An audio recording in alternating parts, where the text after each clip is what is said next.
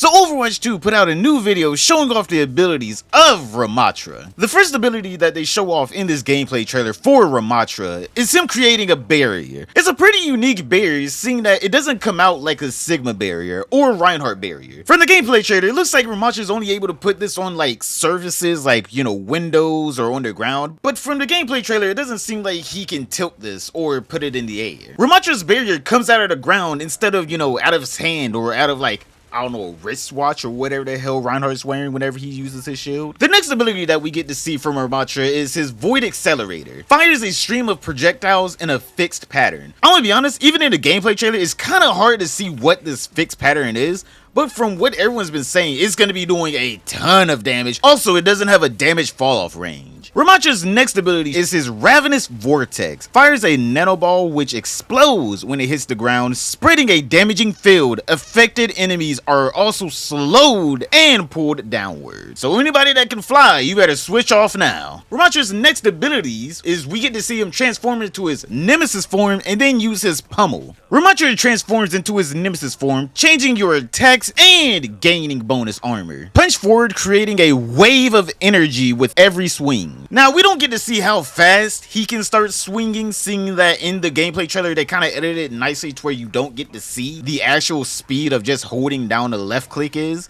But I'm assuming it's going to be the same speed of maybe Zenyatta. Now, Ramattra's right click is his block ability, essentially the shield version of his Nemesis form. Significantly reduces damage taken from the front and reduces movement speed. To be honest, on Ramattra, this is probably going to be an amazing ability. Hopefully, please, this is a sign saying that we might get uppercut back on Doomfist, even though we know Overwatch 2 is not going to allow us to have fun again on Doomfist. They're just not. Now, last but not least, Ramattra's ultimate ability, Annihilation. Create a spreading swarm of nanobots that creep out in front of you, dealing damage and reducing enemy damage dealt by 50%. I know they didn't put this in here, but also just a little tidbit of information. The ult persists as long as it's doing damage. So that means just as long as the ult is doing damage to someone, you only have 3 options when it comes down to Ramattra's ult.